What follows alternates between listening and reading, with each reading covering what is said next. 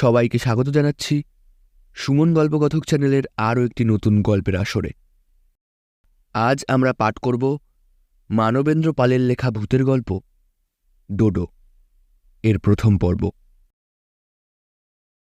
শুরু করছি মানবেন্দ্র পালের লেখা ভূতের গল্প ডোডো এর প্রথম পর্ব। জীবনে সেদিন যে অদ্ভুত রোমাঞ্চকর ঘটনাটা ঘটে গেল সেটা কিছুতেই আর ভুলতে পারছি না। কেবলই মনে হচ্ছে এই কি কখনো সম্ভব? ডোডো কি এখনো আমাকে মনে রেখেছে? আবার তখনই মনে হয়েছে মনে না রাখবেই বা কেন? আমি কি ভুলতে পেরেছি? তখন আমি স্কুলে পড়ি, মফস্বল শহর। আমাদের বাড়ি থেকে মাইলখানেক দূরে মিশনারি সাহেবদের বেশ বড় একটা হাসপাতাল ছিল।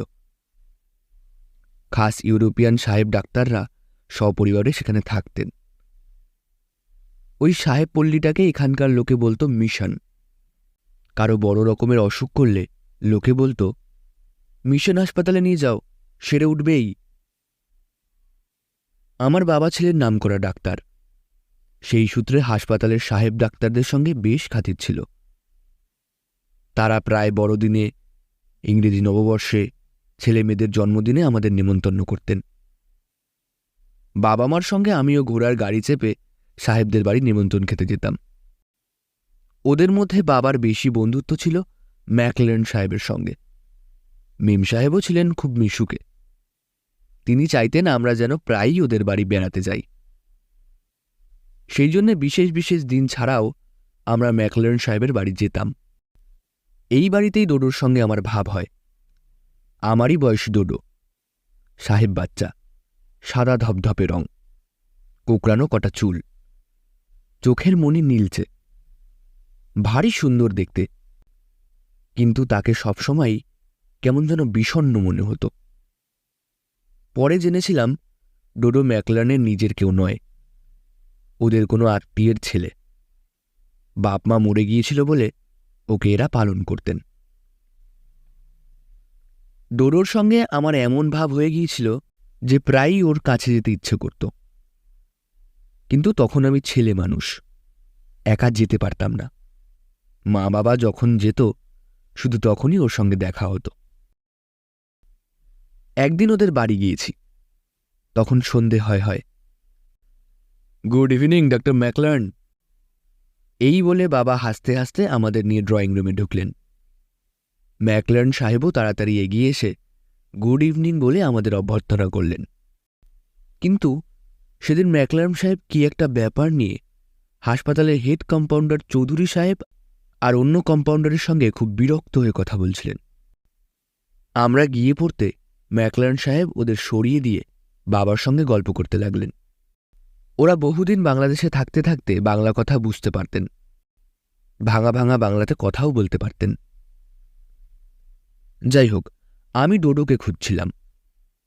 বিরাট কম্পাউন্ডওয়ালা বাড়ি, অনেক ঘর, তার সঙ্গে টানা হাসপাতাল। ও যে কোথায় আছে খুঁজতে খুঁজতে বাগানের ধারে ছোট ঘরটায় ওকে পেলাম।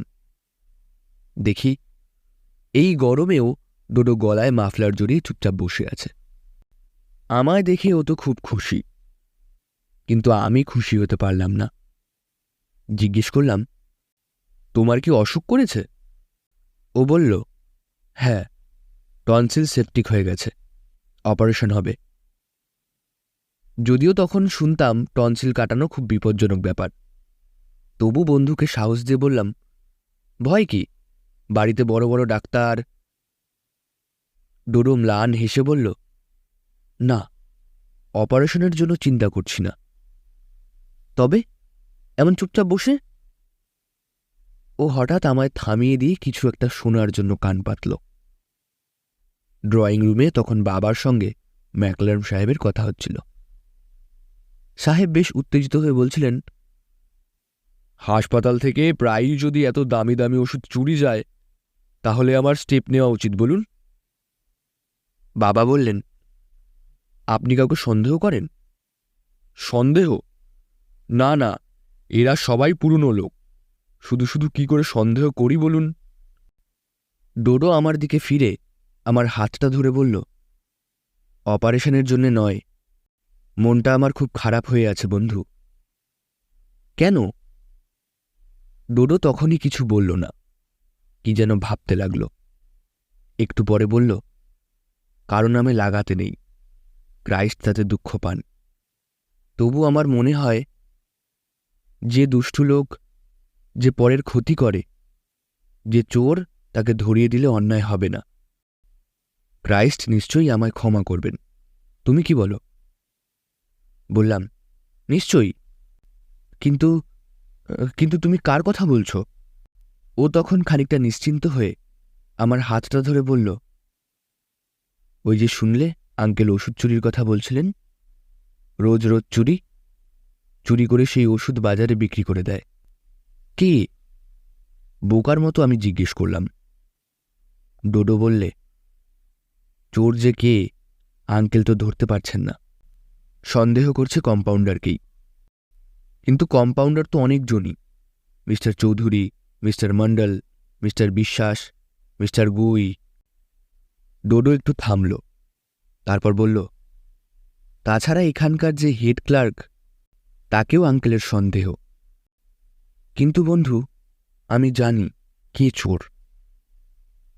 বলে উত্তেজনায় আমার হাতটা চেপে ধরল। তুমি জানো? হ্যাঁ। তো আঙ্কেলকে বলছো না কেন? কি করে বলবো তাই ভাবছি, আর মনে মনে দুঃখ পাচ্ছি। সে মানুষটা খুবই পুরনো, আমাদের সকলেরই নিজের লোকের মতো। আমি তাকে খুবই শ্রদ্ধা করতাম। তুমি ঠিক জানো সেই চুরি করেছে? ইয়েস। খুব জোর দিয়ে কথাটা বলতে গিয়ে ও কেসে উঠল, সঙ্গে সঙ্গে গলার ব্যথায় কাতর হয়ে পড়ল। একটু সামলে নিয়ে বলল, আজই দুপুরবেলা একা একা হাসপাতালে ঘুরছি।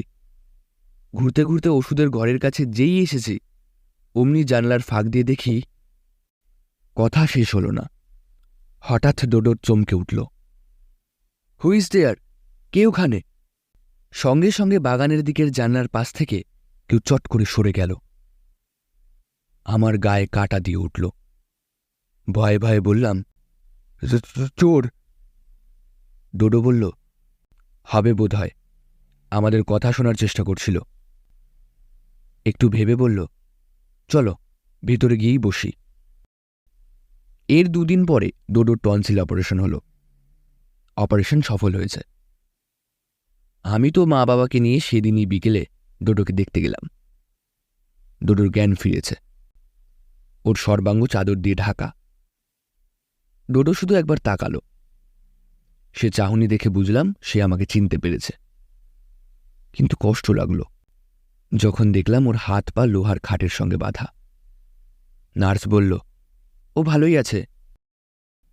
পরের দিন বেলা তখন 10টা, স্কুল যাবার জন্য রেডি হচ্ছে। বাবা শুকনো মুখে এসে দাঁড়ালেন।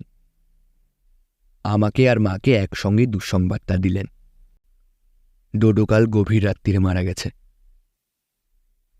আজ এতকাল পরেও মনে আছে আমি চিৎকার করে বলেছিলাম, মারা যায়নি, ওকে মেরে ফেলা হয়েছে।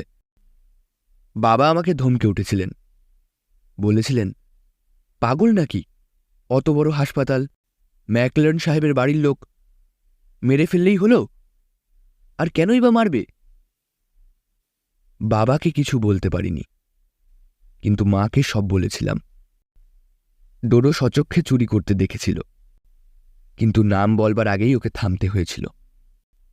কিন্তু মাও সেদিন 10 বছরের ছেলের কথা বিশ্বাস করেনি। বলল, তাছাড়া কেউ খুন করেছে বুঝতে পারলে সাহেব ছেড়ে দিত। যুক্তি অবশ্য অকাট্য। তারপর আর ও নিয়ে ভাবিনি। কিন্তু অনেক পরে কলকাতার কর্মজীবনের মাঝে মাঝে যখন ডোডোর কথা মনে হতো, তখনই ভাবতাম, সত্যিই কি ওর স্বাভাবিক মৃত্যু হয়েছিল, নাকি খুন করা হয়েছিল? হ্যাঁ, সাহেবের বাড়ির কেস।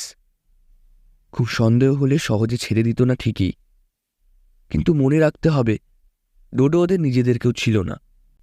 সেজন্য হয়তো যতটা তলিয়ে দেখা উচিত ছিল ততটা তলিয়ে হয়তো দেখেননি। প্রায় 40 বছর পর আবার একদিন দেশে আসার সুযোগ হলো। সাহেবরা এখন আর নেই, তবে জায়গাটার নাম মিশন এখনও আছে। এখানে একটা স্কুল হয়েছে, সেই স্কুলে রবীন্দ্র জন্মোৎসব। আমায় সভাপতি হতে হয়েছে। আমি যেতেই যিনি আমার সাদর অভ্যর্থনা জানাতে এগিয়ে এলেন, তার বয়স প্রায় ৮০। সাদা ধবধবে চুল, চোখে পুরু লেন্সের চশমা। ইনি সেই চৌধুরী সাহেব, যিনি হাসপাতালের হেড কম্পাউন্ডার ছিলেন। বর্তমানে তিনি এই স্কুলের প্রেসিডেন্ট। পুরনোদের মধ্যে সেই ক্লার্ক বাবুটিও বেঁচে আছেন। তবে দুঃখের কথা, তার ছেলেটি, তাকে অবশ্য চিনতাম না, একটা খুনের মামলায় জেল খাটছে। খুনের কথা শুনেই মনটা আমার ছ্যাত করে উঠল।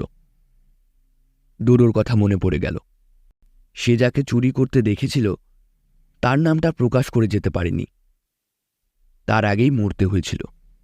সে কি তবে এই ক্লার্কবাবুরই কাজ? নইলে তার ছেলে খুনি হয় কি করে? সভা শেষ হতে রাত হয়ে গেল। খাওয়া দাওয়া করে যখন শুতে গেলাম, রাত তখন 10টা বাজে। এখানেই শেষ করছি মানবেন্দ্র পালের লেখা ভূতের গল্প ডোডো এর প্রথম পর্বের পাঠ।